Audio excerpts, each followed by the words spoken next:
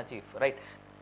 సత్యమూర్తి గారి దగ్గరికి వెళ్దాం. సత్యమూర్తి గారు నమస్కారం సార్. నమస్కారం సార్. ఇవాళ ఏపీ ప్రజలకు ఇచ్చినటువంటి మాటకి పూర్తిగా మేము కట్టుబడి ఉన్నాం అనేటువంటి మోడీ గారి మాటని ఏపీ ప్రజలు వాస్తవానికి చాలా ఆనందంగా స్వీకరించాలి. ఇవాళ 60,000 కోట్ల పెట్టుబడుల్ని అనౌన్స్ చేయడం, వాటికి శంకుస్థాపనలు చేయడం, ఇంకా ఏం రాబోతున్నాయి ఆంధ్రప్రదేశ్కి? మీరు ఇంకొక విషయం గమనించాలండి. నిజంగా ఆయన చెప్పారు, ఈ యొక్క ఆంధ్రప్రదేశ్ అభివృద్ధి, అమరావతి అభివృద్ధి ద్వారా దేశాభివృద్ధి, ఏదైతే వికసిత భారత్ అనేటువంటి ఒక కళ ఏదైతే ఉందో నరేంద్ర మోడీ గారిది, అది సాకారం కావాలంటే అన్ని రాష్ట్రాలు అభివృద్ధి చెందాలి. సో ఆ దిశగా మీతో పాటు భుజం భుజం కలిపి నేను నడుస్తానని చెప్పేసి ఆయన వాగ్దానం చేశారు. మీరు ఏ ప్రపోజల్ మీరు పెట్టినా సరే కరెక్ట్, దానికి సానుకూలంగా నేను సహాయం చేస్తానని చెప్పారు. ఇంకా అంతకంటే ఏం అష్యూరెన్స్ కావాలండి ఏ దేశ ప్రధాని నుంచి అయినా ఏదో రాష్ట్రానికి చెప్పండి నాకు. దాంతోపాటు ఇంకో పెద్ద మాట అన్నారు సార్. ఇవాళ నరేంద్ర మోడీ గారు అన్నటువంటి మాట ఏంది, మీకు అన్ని విధాలా నేనున్నా అనేటువంటి మాట చాలా చెప్పడం అనేటువంటిది. అదే అంటే నేను మీకు ఈ అభివృద్ధి కోసం మీతో కలిసి ఎంత దూరం ప్రయాణం చేయడానికైనా నేను సిద్ధంగా ఉన్నాను అనేటువంటిది ఆయన చెప్పడమే కాకుండా అనేకమైనటువంటి అభివృద్ధి పనుల ద్వారా మనకి చూపిస్తున్నారండి. అది చాలా మన రాష్ట్రానికి చాలా శుభపరిణామం అని చెప్పి మనం చెప్పాలి. ఖచ్చితంగా ఒప్పుకోక తప్పదండి. సార్ ఆన్ లైటర్ నోట్ ఎందుకు కళ్యాణ్ అంటే అంత రెస్పెక్ట్ అని అనుకోవచ్చు మోడీ గారికి?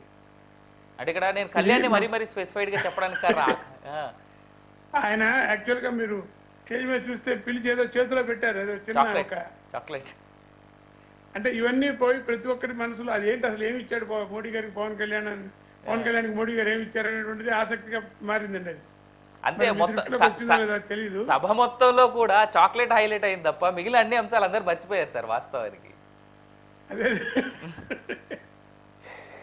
Right, welcome back. అంటే ఆయనకి మోడీ గారికి మొదటి నుంచి కూడా పవన్ కళ్యాణ్ గారు అంటే ఒక పుత్రవాత్సల్యం ఉందండి. మీరు మనం గమనించినట్టయితే మొదటి నుంచి కూడా ఆయనకి 2019లో కూడా పవన్ కళ్యాణ్ ఓడిపోయినప్పుడు కూడా అంటే ఆయన దగ్గరికి తీసుకుని ఆయనకి చాలా ధైర్యం చెప్పినటువంటి ఈ విషయాన్ని పవన్ కళ్యాణ్ గారు ఆయన వ్యక్తిగతమైనటువంటి స్నేహితుల దగ్గర చెప్పారు చాలాసార్లు. మోడీ గారు అనేటువంటి వాళ్ళు లేకపోతే నేను ఎప్పుడూ అసలు పాలిటిక్స్ లోంచి రిటైర్ అయిపోయేవాడినేమో అనేటువంటి ఒక సందేహాన్ని ఆయన వెలిపుచ్చారు. ఎందుకంటే ఆయన అనేకమైనటువంటి ఒడిదుడుకులు చూసినటువంటి వ్యక్తి కాబట్టి నీకు చాలా రాజకీయ భవిష్యత్తు ఉంటుంది, ఖచ్చితంగా నువ్వు పోరాటం చెయ్యి. ఆయన యొక్క పవన్ కళ్యాణ్ గారి యొక్క ఆశయాలకి బాగా మోడీ గారు అట్రాక్ట్ అయ్యారండి. ఇద్దరికి కామన్ గా ఉన్నటువంటి కొన్ని ఇష్యూస్ మీద వాళ్ళిద్దరి మధ్య కూడా బాండింగ్ పెరిగింది అని నాకు అనిపిస్తుంది. అంటే రీసెంట్ టైమ్స్ లో కూడా కళ్యాణ్ గారు పెద్ద ఎత్తున సనాతన ధర్మం అని ఏదైతే పోరాటం చేస్తున్నారో అది కూడా వాళ్ళిద్దరి మధ్యలో బాండింగ్ ఇంకెక్కువ స్కోప్ ఇచ్చినట్టే.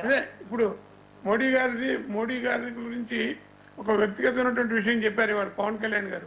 మీరు గమనించారో లేదో, ఆయన పూర్వాశ్రమంలో కొంతకాలం ఆయన హిమాలయాల్లో ఉన్నప్పుడు ఆయన పేరు మార్చుకున్నారు మోడీ గారు. అవును అవును.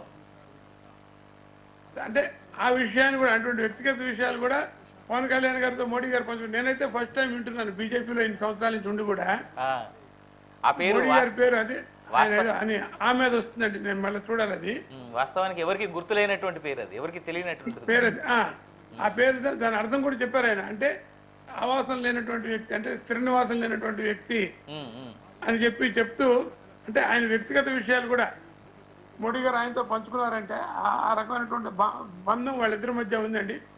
నిజం మనం వాస్తవం మాట్లాడాలంటే it is only because of Pawan Kalyan మన ఎన్డీఏ అనేటువంటిది రాష్ట్రంలో సాధ్యమైందని నేను వ్యక్తిగతంగా నమ్ముతాను. పార్టీ పక్కన పెడితే ఒక తెలుగు వాడిగా ఆయన యొక్క కృషి వల్లే ఆయన మొదటి నుంచి స్ట్రాంగ్ గా చెబుతున్నాడు, నేను తీసుకొస్తాను బీజేపీని కూటమిలోకి.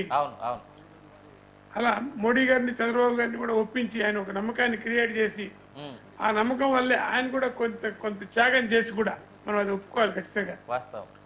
వ్యక్తిగతంగా జనసేన పరంగా కూడా ఆ కూటమి కోసం అని చెప్పేసి ఆయన కొంచెం నిలబడి అంటే ఒక నిజమైనటువంటి నాయకుడిలాగా ఆయన నిలబడ్డాడు. ఆయన కూడా పవన్ కళ్యాణ్ గారిని ఆ విషయంలో చాలా నేను అభిమానిస్తానండి వ్యక్తిగతంగా. Right, I will come back to sir. నేను ఒకసారి మళ్ళీ మీతో మాట్లాడే ప్రయత్నం చేస్తాను. నేను ఒకసారి పార్థసారథి గారి దగ్గరికి వెళ్తాను.